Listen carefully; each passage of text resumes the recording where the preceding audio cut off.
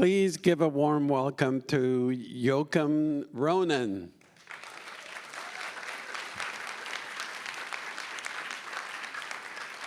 Hi, thank you. Perfect. Thank you so much for being here. Thanks you so much for having me. Right off the bat, I was struck when I started watching the film, your sound design. And then I find out that she's hard of hearing. And from the get-go, the crashing of the waves in the dark, and the sound design is giving me this subjective point of view from her. You know, can you tell us about that approach to start the film? Yeah, I mean, that was very important to get. And I feel like, you know, we ran into a lot of challenges with that because of, obviously, she wasn't deaf when she did the swim. That is something that she became later in life. She had lost hearing on one ear, I think, at the time, but it became an important part of why, you know, to become like a subjective point of view from her, and it became a great tool for us and the sound designers to get into her, you know, headspace, I think.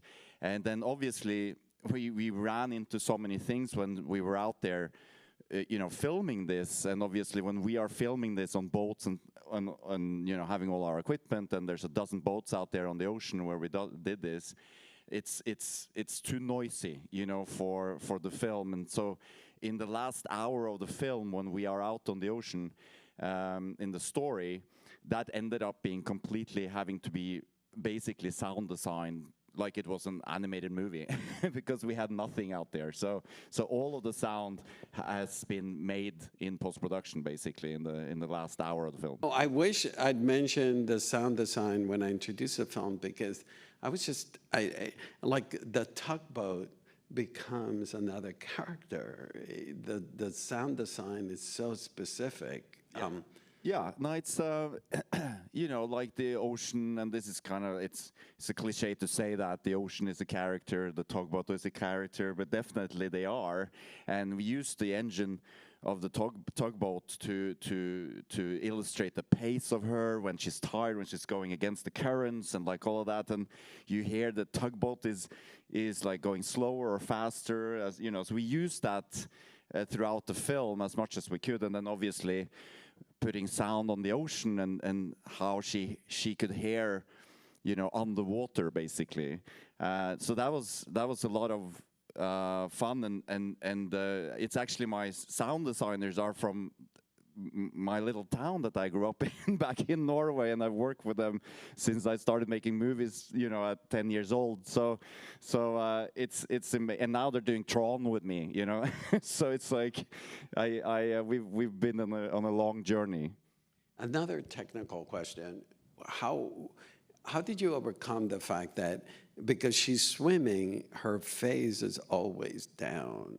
And I kept looking at the film, and you figure out a way to overcome that.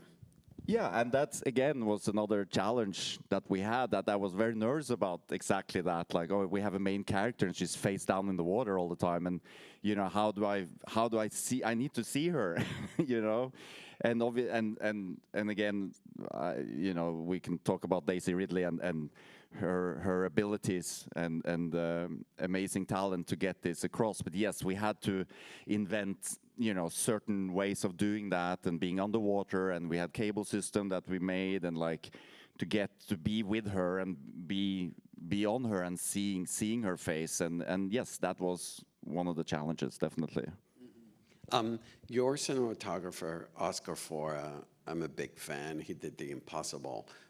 You know, tell us about I love the transition that at the beginning of the film is very claustrophobic, it's dark, and then either the anamorphic lenses come in, and it's the expansion of the ocean and her journey. Love to hear you're working with him. Yeah, I mean, again, I feel like, yeah, he's amazing, and obviously he's done water before, I've done water before, and like that helps that we've crossed a couple of oceans. But I felt like in regards to the crew and everybody that worked on this film, it all began with obviously the story about Trudy, but also this wonderful script by Jeff Nathanson, who wrote the script, and we've been trying for 10 years to make this film come alive, and I think everybody that read the script just wanted to tell this story, and I felt that I could pick on, you know, top shelf crew, cast, and everybody wanted to, you know, be a part of this and felt very close to this and felt the importance for us to tell Trudy's story, because she has been forgotten in time. I didn't know it. I didn't know anything about her when I first read the script, and then I read Glenn Stout's book after that, obviously, but it became almost like a responsibility for me and everybody working on this movie to bring her back into the light and to retell her story to the world. That wasn't about Oscar, but like I went there. No, it's all right.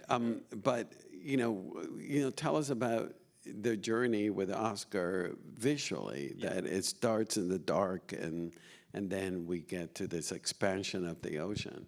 Yeah, exactly. And I think, like, again, we have the New York 100 years ago, and again, you know, we were aiming very high. Like, how can we tell that story about, you know, a society with very little light, and it reflects on her character as well, Trudy's character. You know, the darkness and the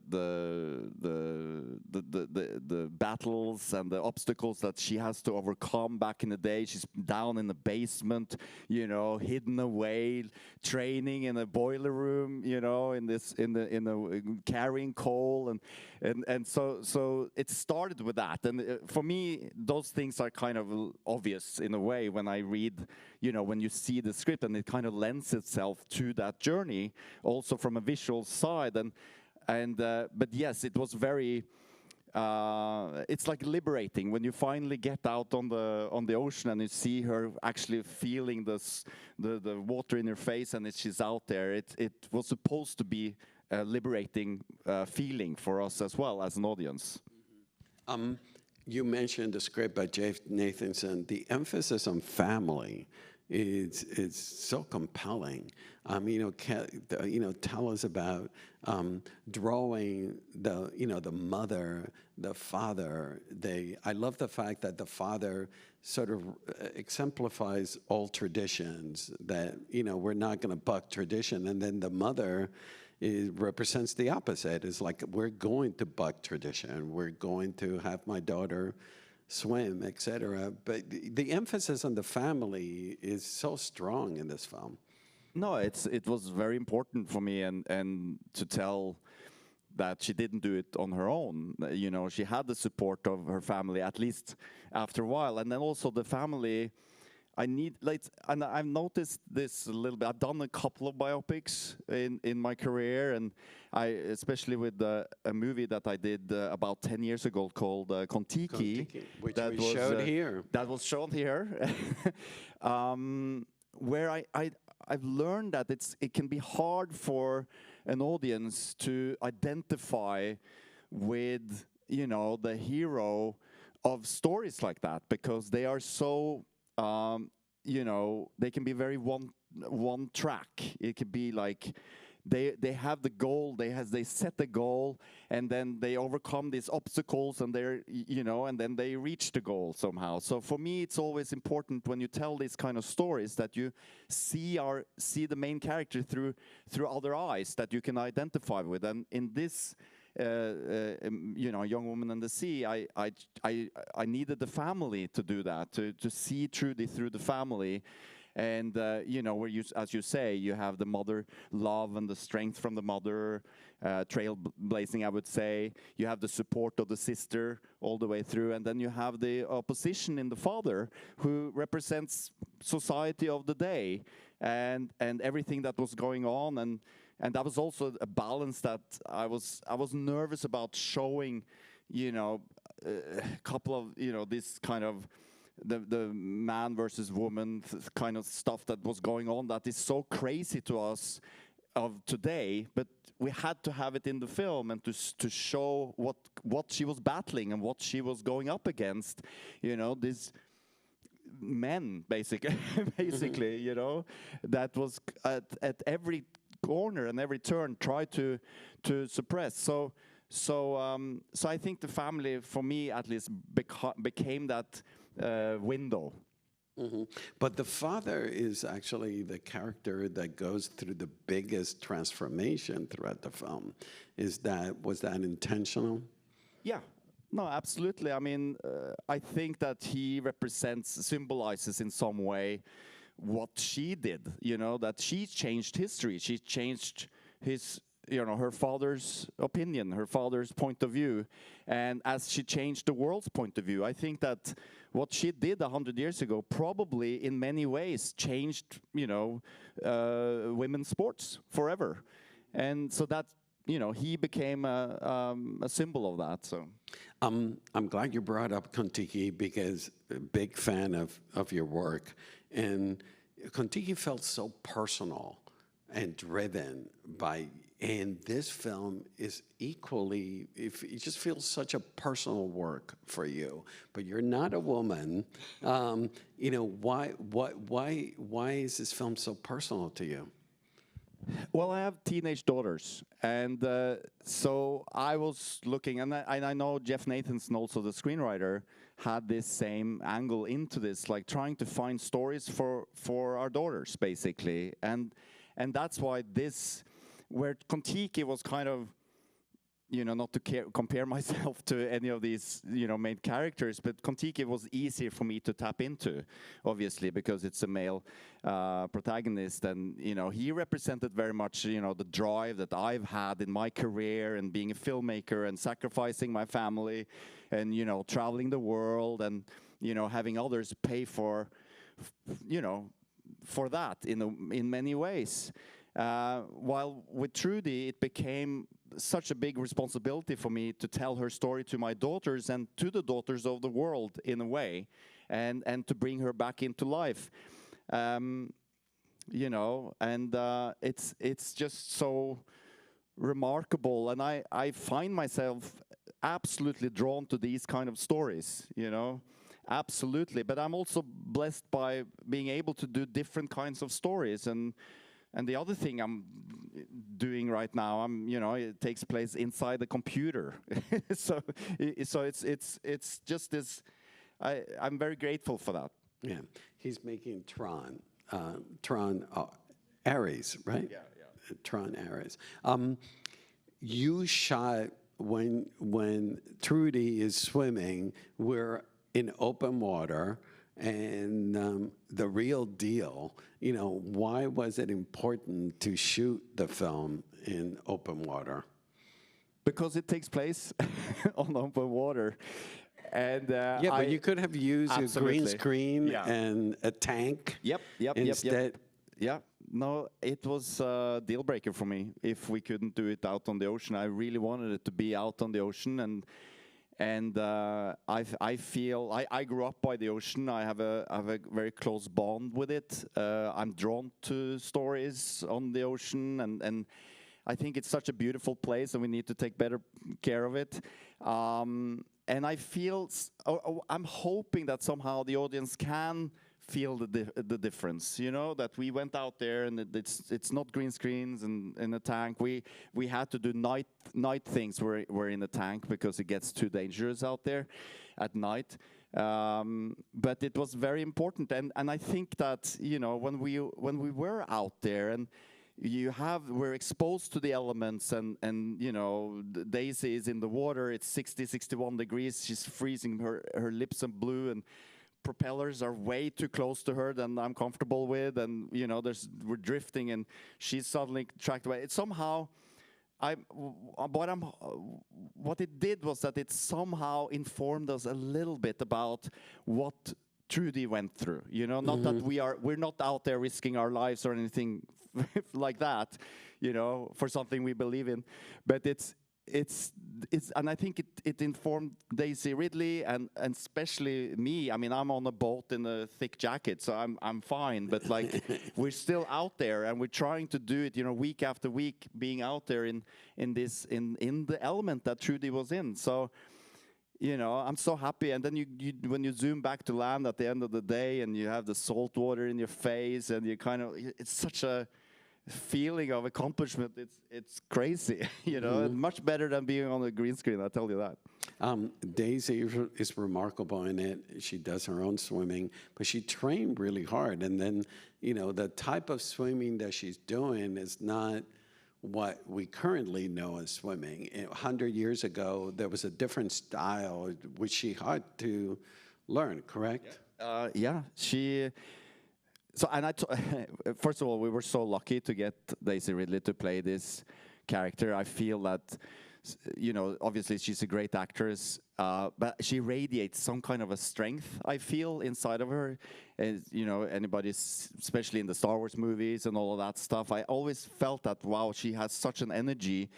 And I'm imagined that, like, Trudy had that same kind of strength, you know, like 100 years ago. So for me, I was so lucky when she wanted to do this, and I told her very early on. I said that, you know, I want to do this in the ocean, real for real. Like this is very important for me. So just like a heads up to that. And she was, yeah, let's do it. And then later I learned that she actually has a fear of the open ocean, and that she had to overcome. And then, as you say, she trained for almost half a year open water swimming, and, you know, the period way of swimming back what they did 100 years, which is different from what they do now.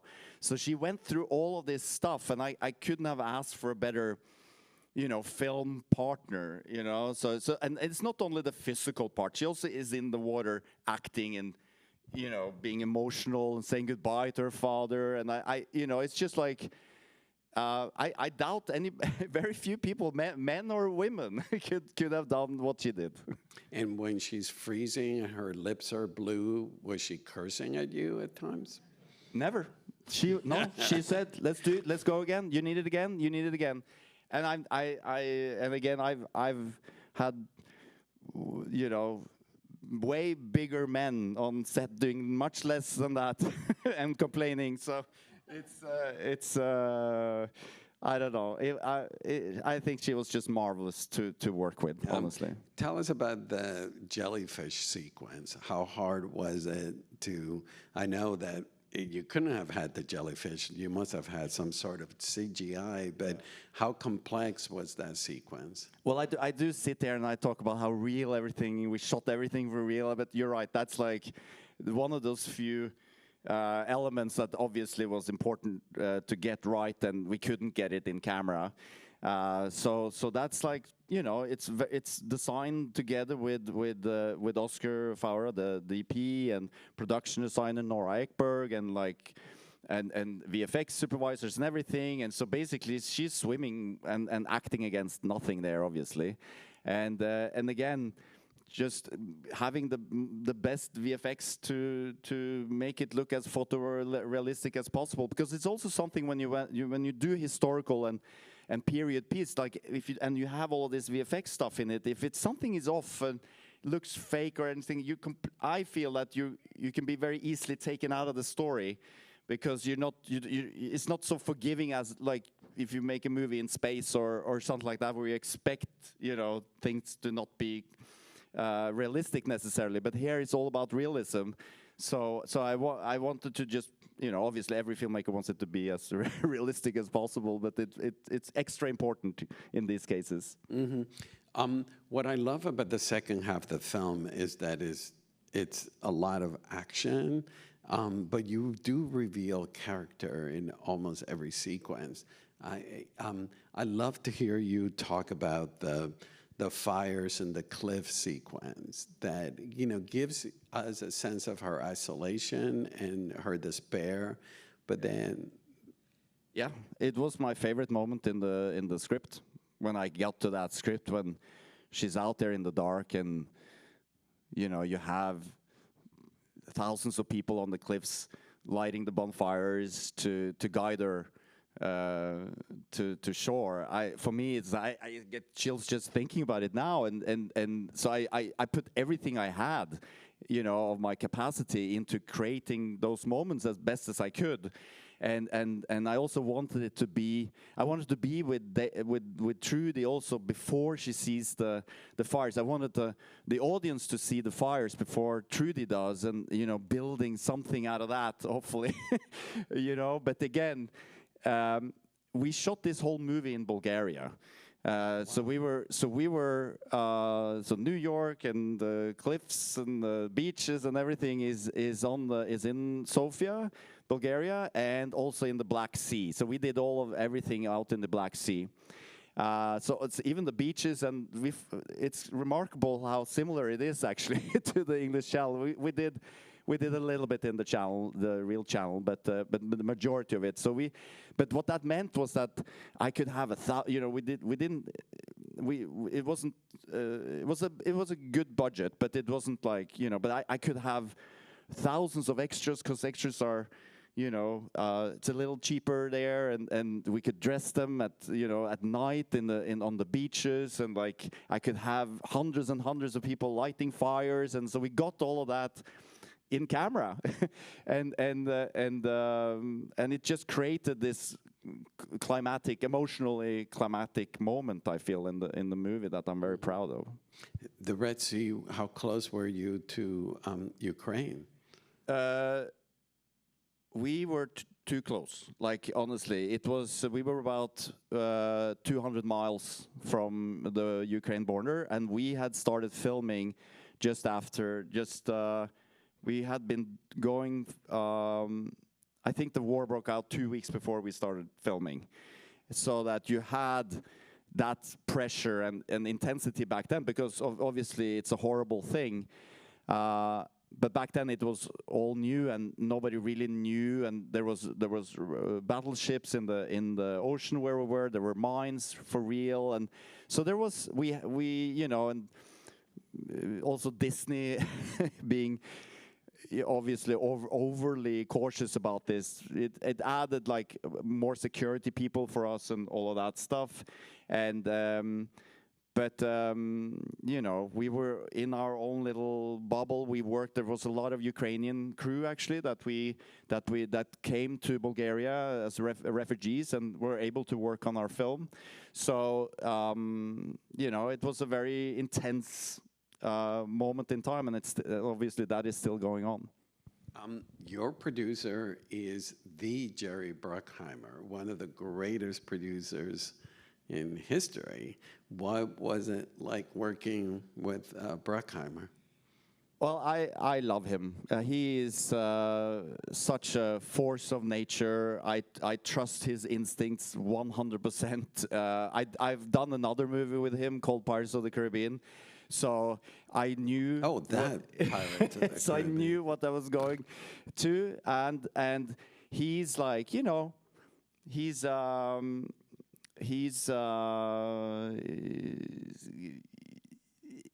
I never worked with a producer who's so close to the picture, to the movie.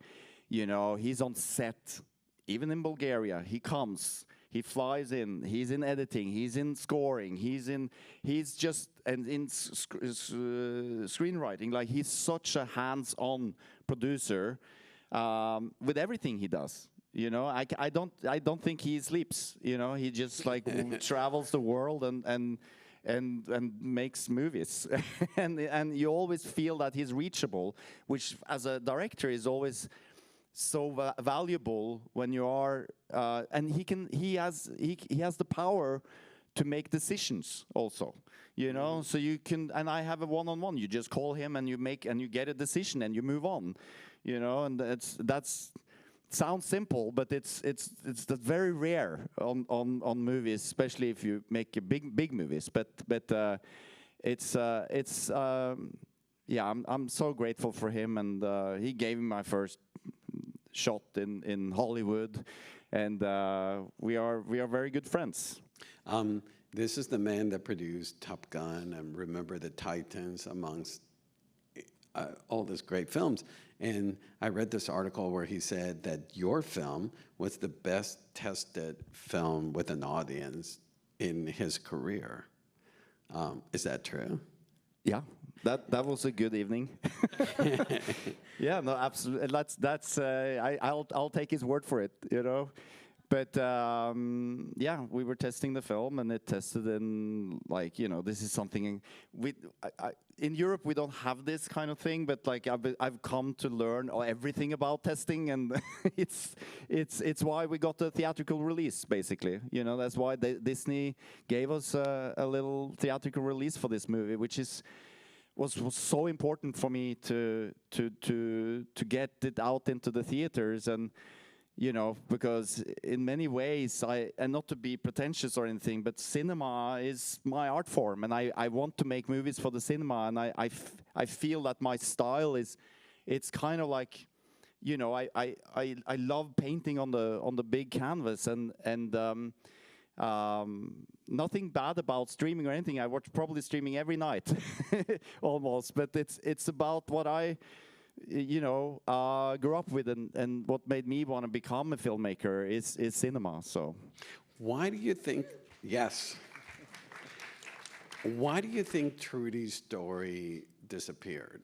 I mean, that when I introduced the film, I mentioned that in high school I did this research paper on parades, and don't ask.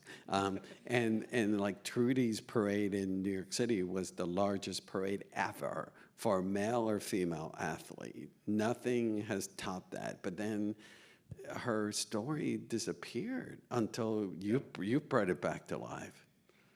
Yeah, I thought about that a lot, honestly. Like, I think that she didn't have anyone to remind the world every now and then about her story, honestly. I don't think anybody really picked up on it. Obviously, in swimming circles, she is known, you know, and but to the world, she is not known, and I don't think she had that close family or children or anything that it could like pass on the legacy and her story. And there's been a couple of books about her, but then obviously, you know, nothing like this. And when you get on Disney Plus, which is all over the world right now, I'm getting just every day, like, you know, DMs and emails and texts from people all over the place that is so grateful and thankful for this movie. So.